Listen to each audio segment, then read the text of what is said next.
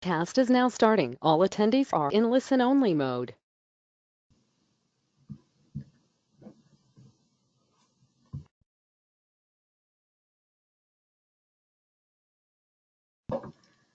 Hello, everyone, and welcome to the Youth CoC Action Call. This is Elizabeth Perez from All Chicago, and just bear with me as I can switch over to a video so you can see us. Hello, everyone. So, in the room, hopefully everyone can see me, but we are broadcasting from All Chicago, and with me is also Joanna Walker from the Youth Action Board. So we'll go ahead and get started. We don't have a whole lot to cover. We know that we just had the Chicago Task Force on Homeless Youth meeting last week or so. So we just wanted to bring up two big topics that have been kind of the hot topics for both Joanna and myself. So we're going to share those with you, and just a few housekeeping rules. So if you have any questions, you can always feel free to enter them in the chat box, or you can raise your hand. You know, these calls are very I want to say easy flowing, right? We don't really have a set agenda or anything of that nature, but we just want to make sure that we're presenting you with the information you need in a timely fashion. So we're very kind of going with the flow today. And Carrie Moy, who is usually my partner in crime, is not here today. She had a little bit of a conflict with meetings. We all know how that goes. So she will surely be joining us for the next call in June. But I have a new partner in crime, Joanna, who was with me last time, so it's kind of nice. All right, so we'll go ahead and get started. So I'm going to switch you to a PowerPoint presentation just because we have a lot of helpful information to carry over. All right, so sorry, let's see. So I think everyone should be able to view my screen. If not, please let me know, so that way I can just try to fix that. All right, so now that you've met us, so one thing that we're going to talk about today is about the Youth Homeless Demonstration Program, also known as YHDP, which is a notice of funding for a notice of funding opportunity, which we always like to nickname as the NOFA. So what is it? So YHDP is a funding announcement that gives the opportunity for HUD to award $75 million for over a course of 2 years to 25 communities. So this is the second round of YHDP. You know, in the first 2 rounds, Chicago has applied but has not been awarded. It is a very competitive process, but this year we're seeing that there are 25 communities and at least 8 will be rural. So Chicago does intend on submitting an application on behalf of Chicago. So we are very hopeful that this year will be our year. The goal of YHDP is really to allow communities to create a coordinated community plan with a focus on how do we end and prevent youth homelessness. Overall, their goal is to reduce the number of youth that are experiencing homelessness. So we do this through the coordinated community plan, and then there is an opportunity to create new programs with the funding that the communities award. Now, each community is awarded a different amount of funding. HUD has said that it depends, and the funding can come anywhere from 1 million to 15 million. So it really depends on each specific community, what their poverty rate is, the number of youth, but based on their census data and other fun HUD formulas that they've created, as well as taking into account how the funding is distributed amongst the 25 communities. So just to give you a very high level overview of what the phases are for YHDP if we are awarded. So phase 1 is obviously to demonstrate that Chicago is qualified to receive the funding. Once we are selected, hopefully fingers crossed, we will be tasked with creating a coordinated community plan to end youth homelessness. So we will be receiving HUD technical assistance and really be able to create the plan and send it to HUD for some feedback. And we anticipate some back and forth before HUD approves it. Phase 3 is the development of that plan, obviously, with the back and forth. And then once the plan has been approved, HUD will allow us to go into phase 4, and that is to start any new programs that we have identified in the plan to bring to Chicago. So the following chart on the screen just gives you an overview of how we've done with the past YHDP applications. So we took into account the round 1 and round 2. So as you can see, between fiscal year 2016 and fiscal year 2017, we did receive an increase of 20 points, as a whole. So we were very close to getting YHDP status, but just not close enough. So we did see that we did overall increase in all the areas. So we wanted to really look at round 3, as to what can really make us build a stronger application to get us to YHDP status. So from last year to this year, so we knew that we have done a lot of work as far as the issue regarding youth homelessness, and we saw from the increase in 20 points that we really had a strong foundation to start off.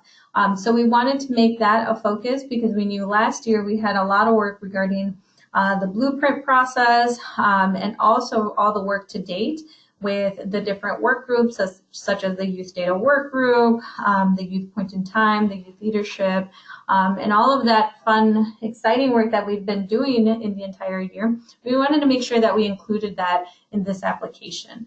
And we took a brief pulse of the community because we wanted to make sure that even though we have shared what our youth strategy was that we built upon last year and our work plans that we've shared at the beginning of the year, we know that sometimes our work is very fluid. And what I mean by that is that sometimes, we may have thought of everything, but then we haven't. So we did a quick pulse check around this time last month just to make sure that everything that we were affirming our community decisions for the proposal were the correct ones. So we took a brief community survey just to affirm that a lot of our decisions that we had committed to in the blueprint last year and the youth strategy still hold true today. So we did do that, and we did get affirmation from our community regarding all those decision points. So we kind of knew which way to go to, and I think the next step that Carrie and I were kind of tackling with is like, how do we make this better, right? So we spent a lot of our time last year writing the proposal, and between DFSS and All Chicago, we kind of split up sections, and each of us kind of took a stab at writing it, and we got community feedback as well, which was very helpful. But one thing that we did know is that we wanted to make sure after HUD released the debriefing document, and we saw our score, and we all know that HUD never gives us kind of some concrete, this is what you as a community need to improve on, but very much focus on the general nationwide debriefing for all the communities. So because of that, Carrie and I took a look at the debriefing and made sure that we had identified some of the areas that we can work on to kind of make our area strengthen. So, based on that information, we wanted to engage with a grant writer to address the language and tone. So we did note that after we submitted, we could have really strengthened how we use, in what language were we using, what was our tone, to really create it as one voice. And we wanted, again, to reflect the work that we have been doing up to date.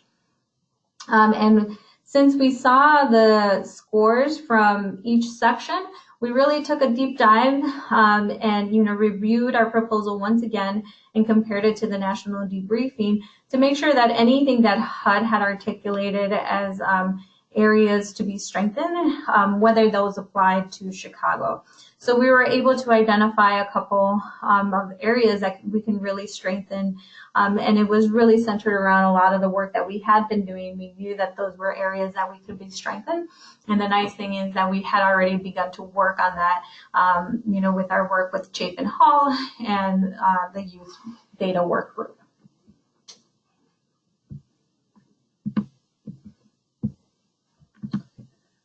All right. So what's new this year is that we have a section that's called youth collaboration. So HUD has changed one of the sections that we saw in previous years, and named it, they kind of swapped out one section.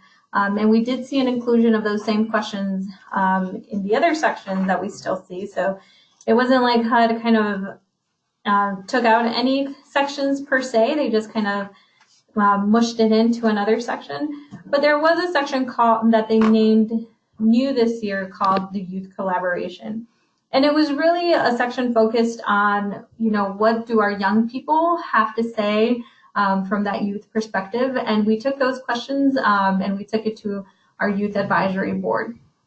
Because YHDP is something, when it was released around 2 years ago, it was the first time that HUD had recognized that in order to apply, the application did require a youth action board to be involved in the application. And when the first YHDP was released in 2016, it was the first time that we really saw HUD move in this direction and kind of started with our youth action board here at All Chicago. So Joanna's going to take, a little moment to share kind of what were some of the highlights that we included into the YHDP proposal this year, as to what they're very proud of this year that they have been working on. Okay, so at the beginning of the year, we started with the our mission statement. We basically rewrote the entire mission statement. We felt like there was things that could be added from our new members, and that went very well. We sat down and basically passed the paper around, and just everybody got a chance to add what they felt should be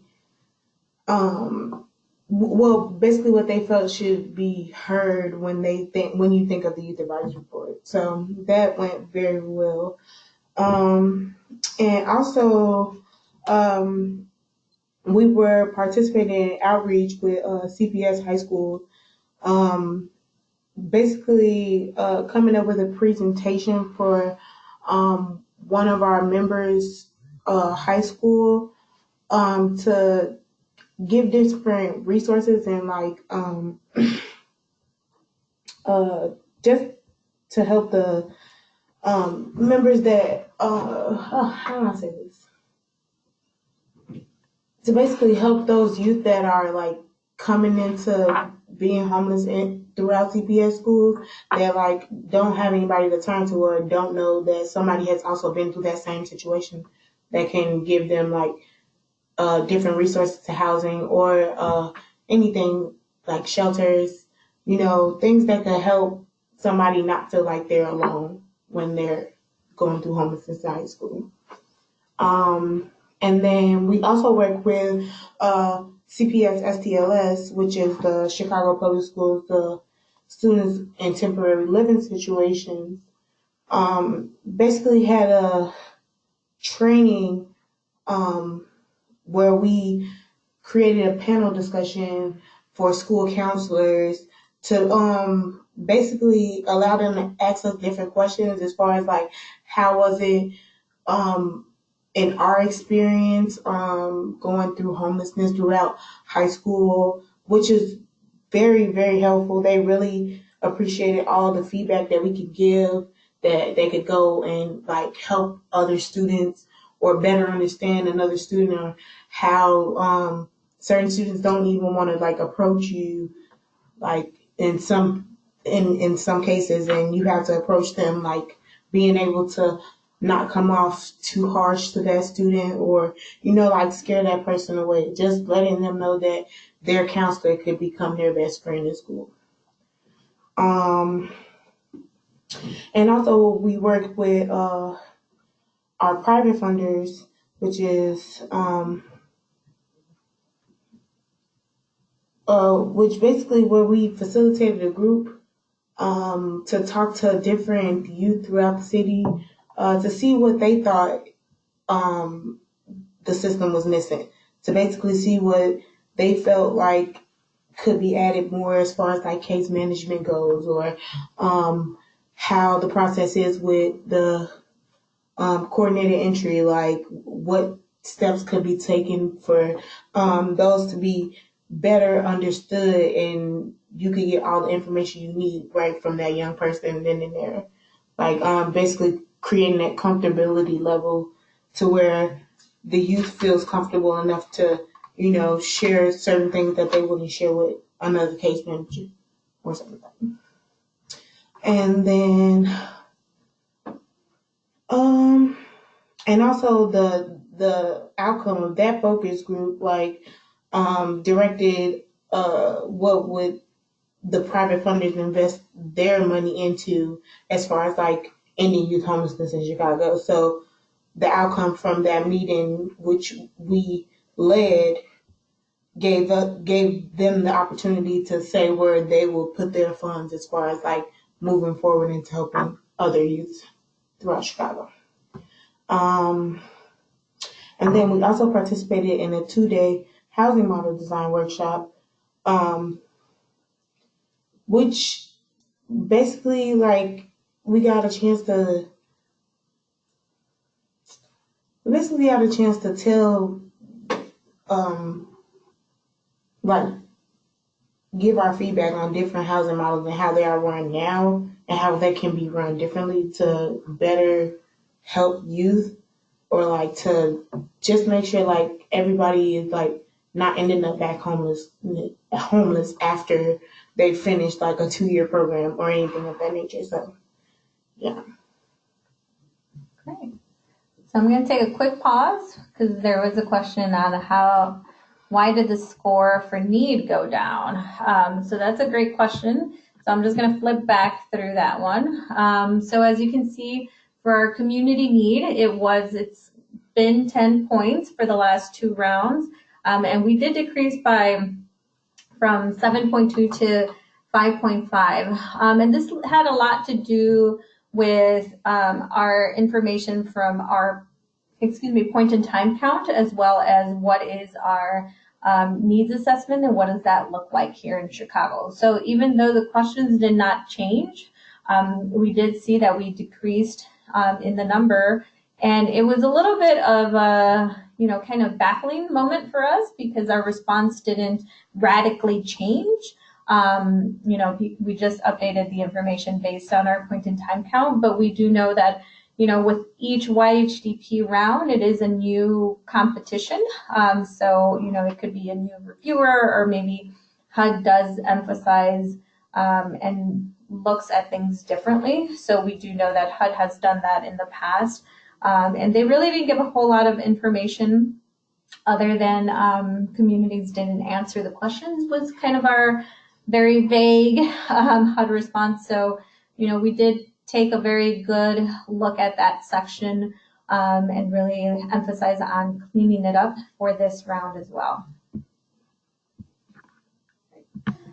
All right, so as Joanna was talking, you heard some of their big highlights this year, which are really exciting. But I think one thing that maybe you haven't picked up on, but in the last 2 rounds and how we've kind of been locally known, the YAB was always an acronym for the Youth Advisory Board. But now they have committed themselves to action, and the Youth Action Board. Yes, so they are now known as the Youth Action Board. So I think this was a wonderful conversation to have with all our young adults in the room, because I think we took the same question to them last year when we were doing the YHDP, and whether they felt, that they were filling an advisory role, or were they really feeling themselves, to be action driven. And I think, like, based on where we were at, we were still very much kind of finding our way with, how do we use and how do we integrate their voices into our structure. And I think that was a lot of the work that Carrie and I, took on, is making sure that we elevate their voices and make sure that they are part of every conversation that we have, because they should be the driving force. So when we revisit the same topic this year, it sounded, Joanna, feel free to jump in. Everyone kind of felt that they should be renaming themselves to Youth Action Board. Yeah, because mostly is because, like, we're moving forward as far as, like, giving our, not only having a name for ourselves, but giving our name its own, like, what's the name of that? Like, reputation. Like, we're basically creating our own reputation right now. We want to be known for good. We want to be known for being able to help youth. So, like, that's where we're starting. We're going to reach out in any way possible that we can. And I know that we talk a lot in our meetings about how we want to do, like, big fundraisers and all of that thing. So I just hope that we get this. You and me both, Joanna. All right. So, as Joanna mentioned, they redid their mission. So, Joanna, if you want to read your guys' mission, I know it's a pretty lengthy one, but I personally love it. We, the Youth Advisory Board, which is now known as the Youth Action Board, so we're going to have to change that, are a bold and innovative group of young women and men who are determined to end youth homelessness in Chicago. We are the leaders of today trying to help the leaders of tomorrow by helping in and make a way out of homelessness. We are borderless and tenacious in making a change, being the voice for those who never had a chance, while giving back to those who believe they would never be helped, never be loved by someone who understands and been in their shoes. We are the future of ending youth homelessness. I wrote that last part. Great. And what mission can be completed without vision? None at all. Being creative and innovative, having quality, progress through kindness, being borderless, educated without prejudice, address the unique challenges of every facet of homelessness. We did good. Yeah. All right. So even though YHDP did ask for their mission and vision, so that's why we wanted to share that. It really did ask what were the roles of the Youth Advisory Board. So one thing that we mentioned in the beginning is that every application, nationwide that is being submitted has to have a letter of support from their Youth Advisory Board or Youth Action Board. Not only are we making sure that youth are being part of these conversations, but we wanted to make sure that they were in agreement with what we are putting in the proposal. So one of the things that we did, between May, we shared this information with the Youth Action Board back in April to kind of share them that this opportunity was happening. And then we also took some time in May to really, not only did we just want them to know that this was happening, but we wanted to make sure that they had the opportunity to read it and also to understand what was going into it. So we had a special meeting with them to go over what we were proposing into the YHDP proposal and making sure that, we did have their letter of support. So Joanna, which is the current president of the Youth Action Board has signed a letter of support, so yay! We are making sure that it is in alignment with what they agree and what the vision that they share. We will continue to have them be an integral part of the community planning, so they will be part of the YHDP leadership team if we are awarded. So we want to make sure that they are being valued and seen as a partner and expert as we continue to drive this work forward. So, two new questions that we did see in YHDP. HUD is really looking to see from a youth perspective, what were some of the biggest challenges to integrating youth voice into the community decision-making structure. And because it's very, intended to read as like, what do our young people think? We took this back to our young people and just asked the question, what were some of the biggest challenges that they saw? And some of those were communication translation barriers, which is like code switching. Basically, with that one, basically trying to get our point across without sounding like who we are, but like still trying to have like that authenticity of us being able to be who we are as people, but like still keeping that professionalism when being able to talk to different people at meetings and get our point across and be heard and not just listened to. Free to express frank opinions for fear of judgment or negativity, which is basically coming from like just being able to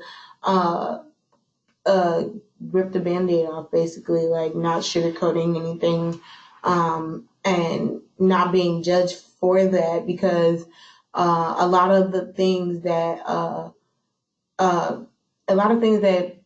certain providers or anybody doesn't really understand is that we're not trying to be like mean or insulting or anything. We're just trying to give you a better outlook on what we think would be further appreciated by other youth that they are assisting.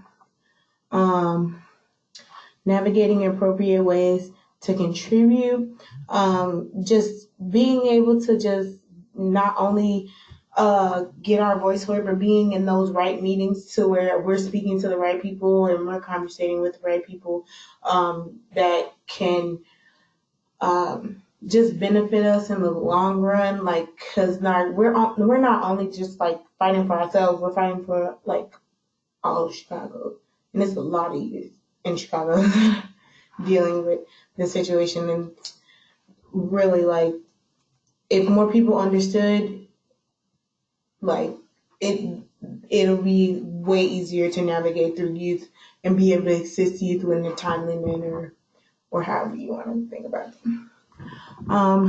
Fear of posing questions in meetings due to pace or agenda, which is our biggest thing, because we're really like strict on our time. So like we don't want to waste anybody else's time, like when we're in these outside meetings, because we come down hard on ourselves, like when we're in our own meetings, like, oh, we have to hurry up and finish this by this time. So just not wanting to interrupt the meeting, but also wanting to ask those questions to make sure that some of these questions are answered so we understand everything that's going on. Fear of being a burden or on adult members in the group, which is what we don't want to be. Like, we know that we are young and people like may not see us on the same level as them, but we're trying to get there. Like we're going to become adults too, so have to grow up sometime. Yeah. Thanks, Joanna. Yeah, I think, one of the things to that last point, it was kind of telling because I know sometimes I talk with a lot of the youth action boards, and it's like they know that they want that support, but also they don't want to feel like they're asking for more support than anyone else. And I think, it is a difficult thing, but it's also very big of them to recognize that they need that support, but they also don't want to like add on. I think sometimes they think that they're adding on to my plate more, but I think like that's what, you know, me and Carrie, we like to say that we're their support allies. So it's great that they're seeing that and they're trying to recognize that. So it's always kind of how do you find that happy medium? So I think that's something that we want to hold on to as we continue to work with them for this year. The other thing that HUD wants to know is like, what are some of our biggest challenges to sustaining the Youth Action Board?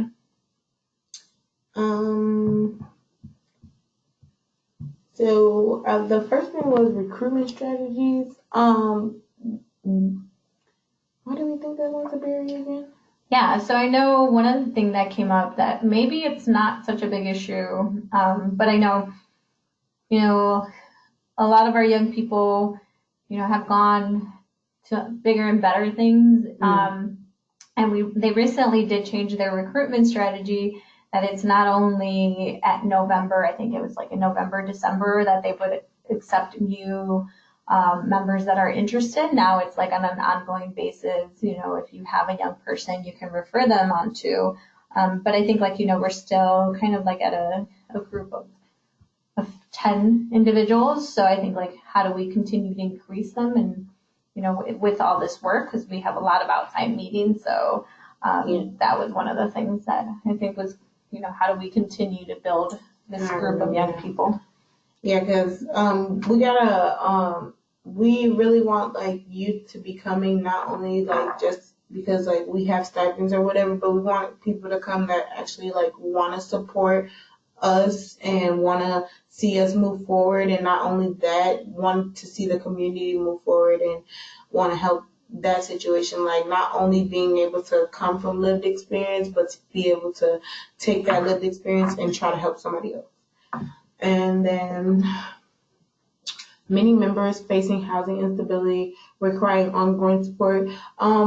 We just realized that a lot of the members are still facing housing instabilities, which causes a barrier for us because we want all of our members to be able to attend the meetings and be able to come and not have to worry about like, oh, well, if I don't go home, then I won't have to go. I'm like being basically back in the same situation. So that was one of the things that was a big barrier for us. And I think like that was helpful to hear because it's, you know, our young people are still living through it. So also what can we do to like provide that ongoing support? Because, you know, it's really hard to be focused on like, how do you end homelessness for someone else that's on the streets while you're in that same space and worried about where are you going to sleep that night, or, you know, that your 2-year program that you're in is ending next month. So, you know, it's a challenging area to be in. So I think like looking at you know, some of the past members have dropped out because, you know, they've either had to move away or, you know, things of that nature. So, you know, it is something that, you know, they lost their housing, so like they don't have like the stability anymore to continue to come to meetings, which is really hard to like to just watch some of our members leave us. Yeah. Right. That just reminded me, I think I only have like 6 months left. Okay, sorry. So one of the other things we wanted to mention was more leadership opportunities. Yeah. For like public speaking. Basically, where we were going with that was basically giving our members the opportunity to speak out, because we don't get a lot of chance to, like, we just basically like sit back in meetings and like offer our opinion like every now and then, but sometimes we feel like if our experience or like our stories were heard more, like more people will understand like why we need the support and like why we need new members or like whatever the case may be, because like we're a group of young people that are trying to help young people, and it's just like it gets like really heavy every now and then. So like we're trying to build on that and be able to get out more so people can hear us. Like, we don't want to just be like in the background. What else? Board to focus on strength-based roles, which is basically, so we have a president, vice president, and things of that nature, but we also felt like it was better that we are treated more so based off of what we're good at and like what our strengths are good for. Like, we should use that instead of like being like, oh, president, like, because some people feel like, oh, well, this is a higher power than this, and we feel like we're a team, so we'd rather like just be like social media coordinator and then just have that role instead of being like super president, because like you feel like you have a lot on your shoulders when you have that title, or like when that situation comes upon, and like certain people may feel like, oh, well, this person is more important than I am because they're president. And we don't want any of our members to feel like that. We want everybody to feel like we are what we make ourselves. So, like, as a team, like, we want to just be known as the collaboration that we are. And then strengthening Youth Action Board team identities. I don't really know. Yeah, I think, Explain that. yeah, so I think like that one was just like, I think one of the ultimate goals that I hear you guys talk about is, you know, when you go out in the community, like anywhere that you go, like people are going to know who the Youth Action Board is. And I think that, you know, I think all of us in this work, we know the importance of why we're in this and ending homelessness in general. And I think, you know, many of us, we kind of are in the same boat, like that the amount of media or like, you know, that is placed upon this issue is not that much. And I think our young people really resonate with, like, they want to go anywhere. If they go talk to a counselor and they say, I'm part of the Youth Action Board, like they'll already know who that is. So really being able to elevate that, not just amongst like our sector, but I think as a community as a whole would be nice. Speaking to that. And then securing funding for planning and action related activities to achieve the Action Board goals. And basically with that, we just like, we know, like, as of right now, like, we're only allowed to meet once a month.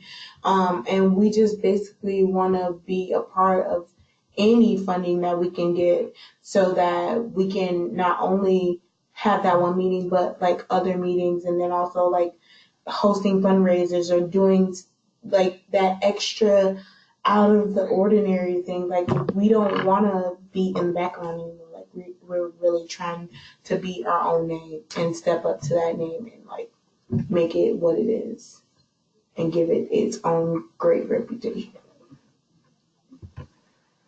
All right. Thanks, Joanna, for sharing all of that information. I think a couple of other highlights, accomplishments that we've done from last year to now. So we've had a lot of youth related work groups. So we had the Youth Point in Time, which helped, you know, between like November and January. That was composed, I want to say like half of our Youth Action Board members and half like youth service providers, to really help us identify hotspots. And also our young people led a lot of the youth-led survey teams that went out over a course of 2 days, you know, in really cold weather, to really see how they can engage with young people experiencing homelessness. We also have the youth data work group. They've added some new questions to the intake questions to assess the system equity. They also crafted the Chicago Youth Dashboard. And this was a lot of work led by Chapin Hall. So Chapin Hall has been our partner with leading the youth data work group and helping us see how we look at our data and understand it, so that way we can put some strategies into place. Our youth leadership has set some very assertive benchmarks for our sector. So, we take a look at our data on a monthly basis and also see where do we want to be if we truly want to move the needle. The youth employment is a partnership with the employment and income line of action. So we've been able to have a few meetings to look at a survey and think about what that partnership would look like and how a survey can be implemented for young people going through the coordinated entry process to really identify what are some of those employment needs and education needs. And the youth diversion. So a group met and developed a youth vision and strategy, and now has been paired up with a crisis and transition line of action to develop a system-wide diversion plan, but really making sure that our youth vision and strategy is not lost just when it gets to kind of that overarching system-wide diversion. Within the last year, we've also been able to secure funding for the family unification programs that's administered by DCFS. So we'll talk about that a little bit later. And we also started kicking off our youth training series. All right, so I see someone's hand up. So let's see. Oh, we got some more people. Yeah. Okay, I think maybe it was an accident, or let's see, maybe it's in the questions.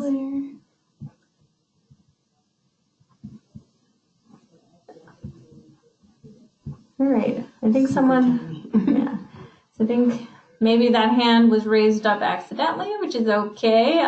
So again, if you have any questions, you can always feel free to raise your hand or type it in the chat box, and we'll try to look at it. So, we're navigating with technology, so just bear with us.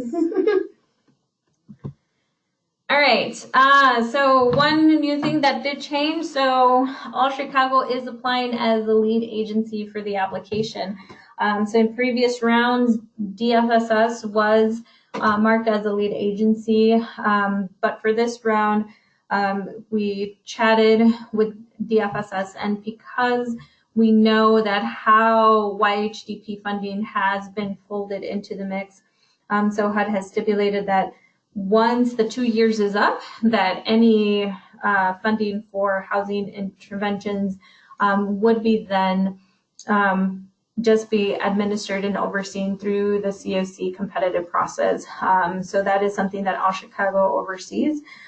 So because of kind of monitoring and evaluation processes that All Chicago is spearheading for HUD CoC applicants, it felt like a nice shift to add as the lead agency. And we believe that through the partnership with DFSS and All Chicago under the CoC Action agenda, it really has helped us to strengthen that kind of private and government entity relationships to really be helpful in moving this work forward. So our work won't change. It's just kind of someone else's name is on there. So for YHDP, we are proposing the following 5 models. So we wanted to emphasize that we will be bringing on youth respite care, youth dedicated therapeutic beds, youth dedicated rapid rehousing, youth dedicated system navigators, and youth diversion. So these were identified as some models during the blueprint conversation. And I think, Joanna mentioned the housing model workshops that we recently attended. So I think as we continue to flesh out what these different models mean, even though we are putting them in the proposal, I think we're still going to go through that coordinated community planning to really identify what models are we going to bring on. But for the moment, at least for the proposal, these are the 5 models that we think we should be bringing on board. And I think as the work continues, there is opportunity to, change or allow for something different. But we want to make sure that we can articulate to HUD, at least right now, where we're at, and based on the work that we have developed up to date, these are the models that we feel are needed here in Chicago. So we wanted to strengthen also and demonstrate to HUD how the Chicago CoC supports all this work. So we've outlined the different lines of work under the action agenda that really spearhead the work and can support. So as we know, under the action agenda, each line of action has different work groups that develop strategies regarding different issues, and those get fed up and they share them with the CoC board, but really all the decision making lies within those working groups. So we outlined how we anticipate the different lines of action would help support if we are awarded YHDP.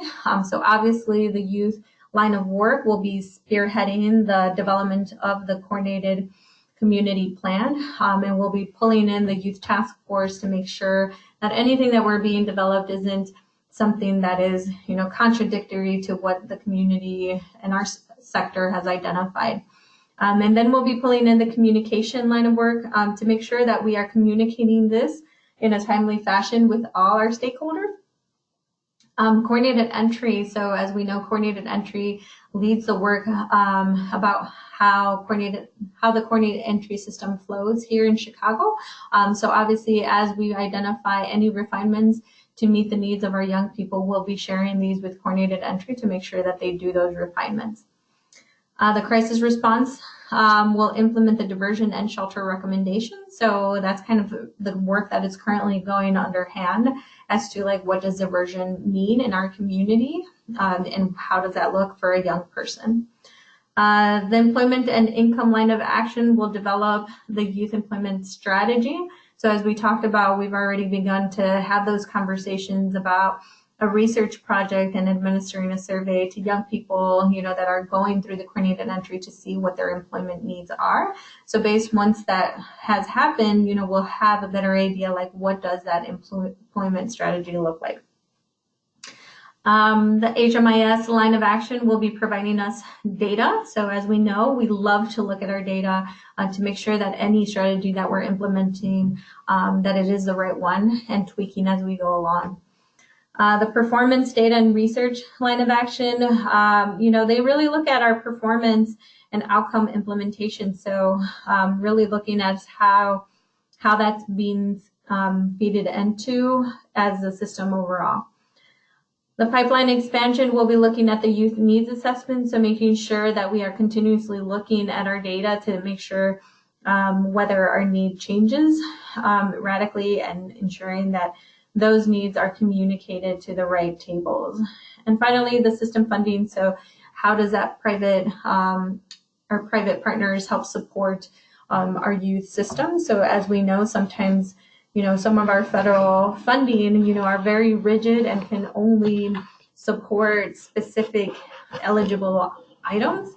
So how do we make sure that we are communicating as a system with our private funders to ensure that any gap or any ineligible item, we can have some very intentional conversations about where that funding need is. All right, here you'll see the needs assessment. So last year around this time, Pipeline conducted a needs assessments of the housing intervention. So they took a look at our HMIS data, our housing inventory count, our point in time count, the number on our one list and our annual homeless assessment report data to see what is our need and how much more do we need in order to fully end youth homelessness. So for new interventions for diversion, we identified that we need 627 diversion support. So that's kind of what the number that we identified of new unaccompanied youth coming through our systems that we have to create something for them that may need that diversion support. We identified that 293 new units of rapid rehousing, transitional housing, or one of those new model interventions are needed, and that a new 221 units for permanent supportive housing. And then because we know that, sometimes the needs of our pregnant and parenting youth households may look a little bit different than unaccompanied youth. We identified that for pregnant and parenting, we needed 119 diversion support. And sorry, I thought I fixed that typo. 520 units, new units for rapid rehousing transitional or that new model, and 85 new units for PSH. All right. And the last thing that HUD asked is about system outcomes. So we wanted to make sure that our system outcomes are based on the United States Interagency Council on Homelessness outcomes. So as we know, USICH develops the benchmarks and the federal framework on ending youth homelessness nationwide. So we wanted to make sure that, we're not just creating something radically different and then be expected to meet with the outcomes that our federal partners kind of want us to complete. So we wanted to create some alignment. So we identified that we wanted to ensure that stable housing, permanent connections, employment, education, and social and emotional well-being are things that we are looking to when we are talking about successful outcomes for our young people. All right, next up. So today, we sent out the draft of the YHDP proposal to the youth leadership, and we got some feedback, this morning. We are currently finalizing all the attachments and letter of supports.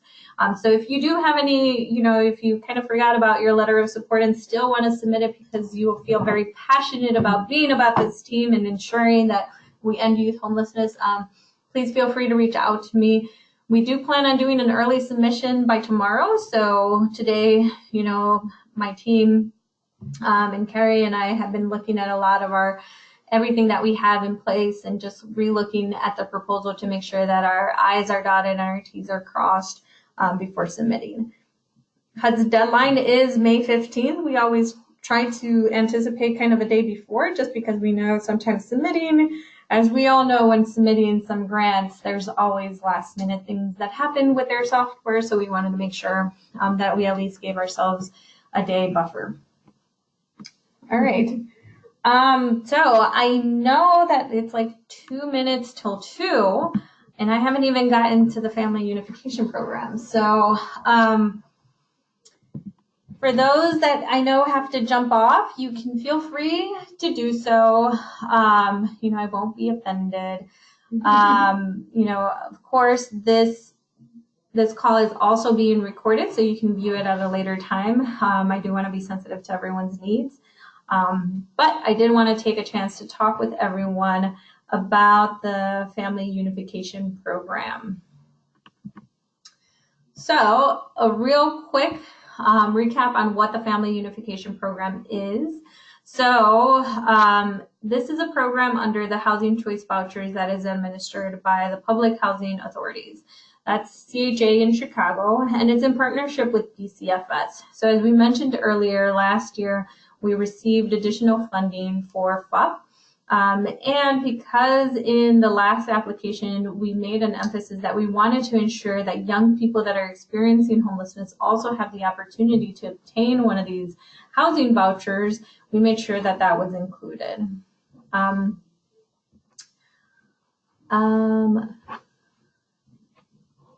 Okay, so who are eligible individuals for FUP? So it would be any family who lacks adequate housing as a primary factor in imminent placement for the children in out-of-home care. So for any family that has, children that are with DCFS care, and, we've heard in a lot of discussions that sometimes families have that delay in children coming back into their home because, the DCFS worker or the court may identify that they don't have a stable housing environment. So if there's a family in that situation, they would be eligible for this FUP voucher. In addition, any youth ages 18 to 24 who have left foster care or who will leave foster care within 90 days is eligible for a FUP voucher. So those are kind of our two categories. Right. Oops, sorry. All right. So new for the FUP voucher process, in this last round, HUD, and CHA and DCFS, they all kind of identified that they would want to see some utilization of the coordinated entry system, nationwide. So here in Chicago, we were able to state that any youth that is self-identifying through the Youth Vulnerability Index Assessment as having DCFS involvement, that we would be able to identify those young people and then have a cross match with DCFS to ensure that indeed they have been in care of DCFS. Why is it important? And, we believe that, HUD really wants to see that we are starting to utilize our coordinated entry, but I think at a local level, we also want to make sure that we know our young people and have that information, so that way we can help inform any system-wide decision.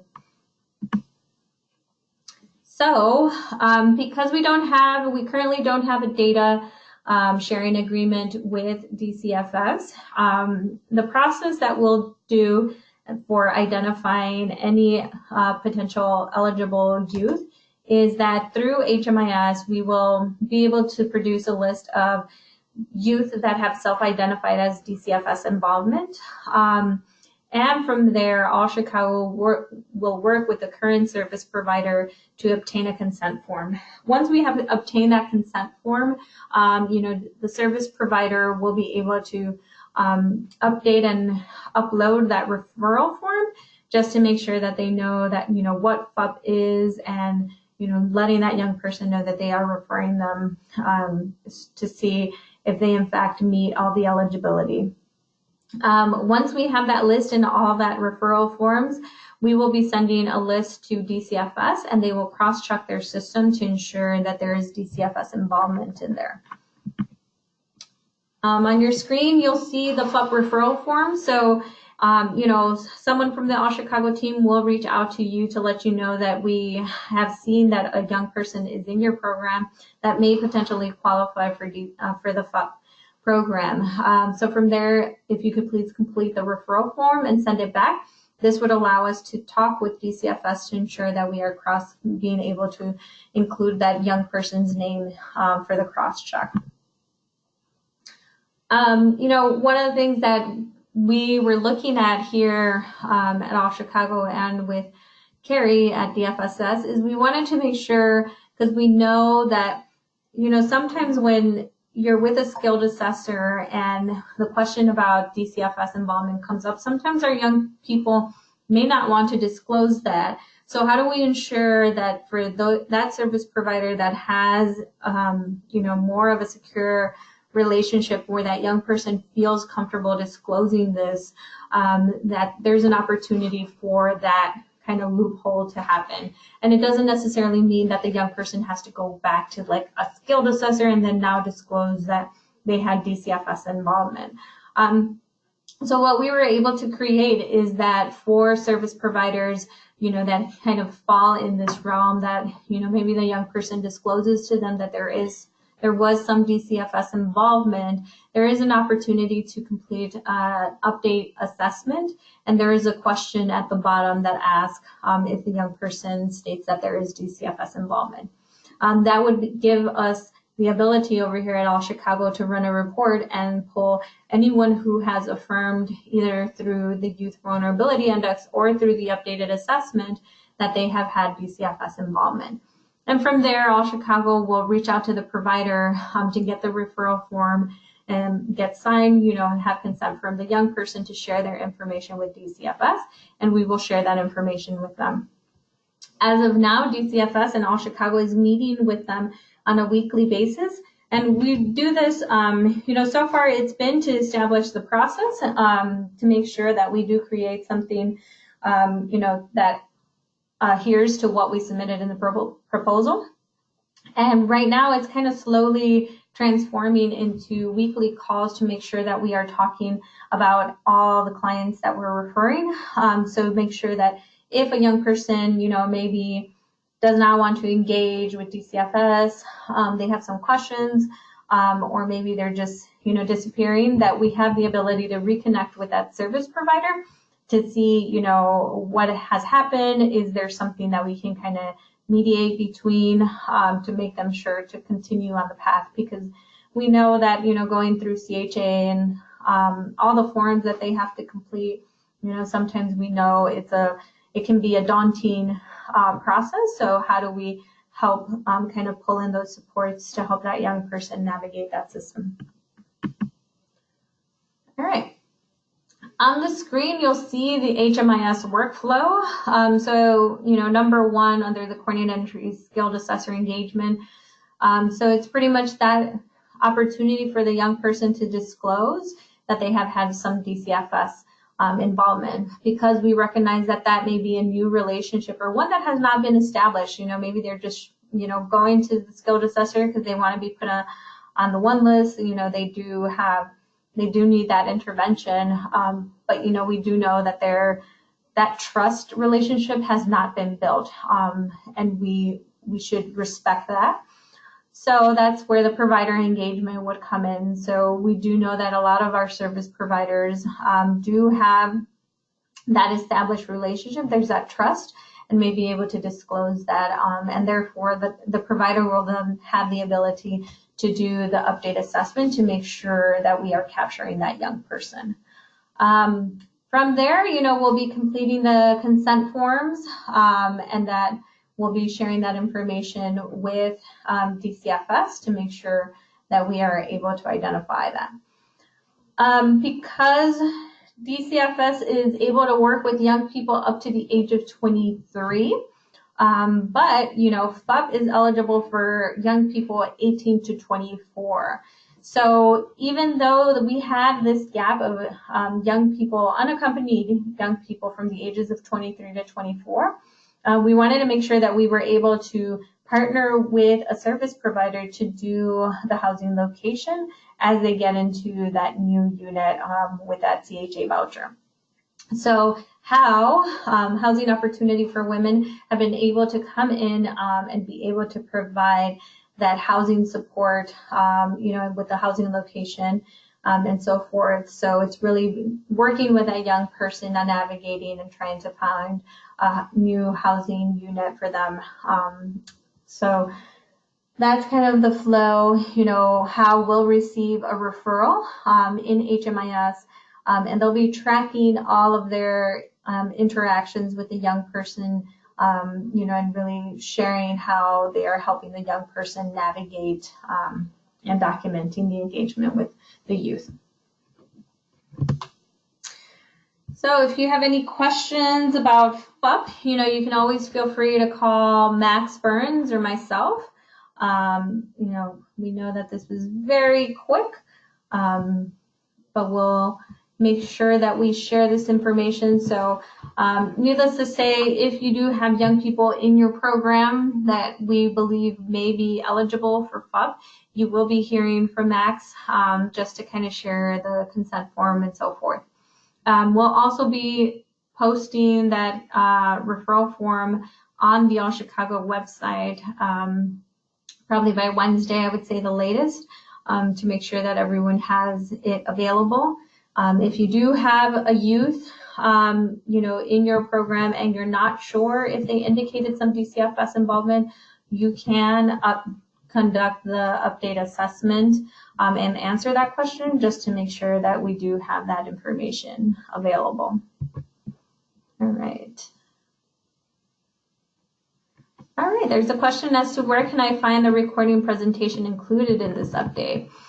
So after we are done with this webinar, we'll be posting it. So it'll be on the All Chicago website as well. If you navigate to the action agenda under the youth, it'll be posted there.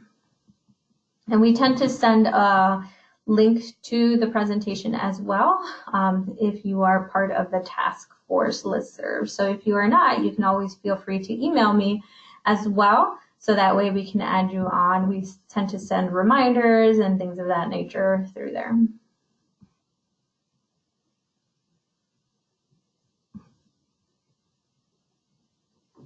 All right.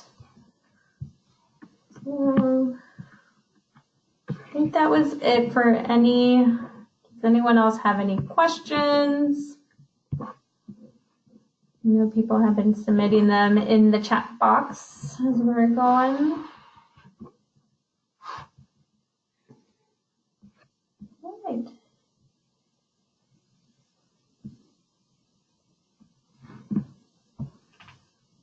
All right. So I know people might be typing, so we'll give that a sec or two. But I did want to say thank you to Joanna for joining me in today's call. It's always nice to have someone in the room with me. All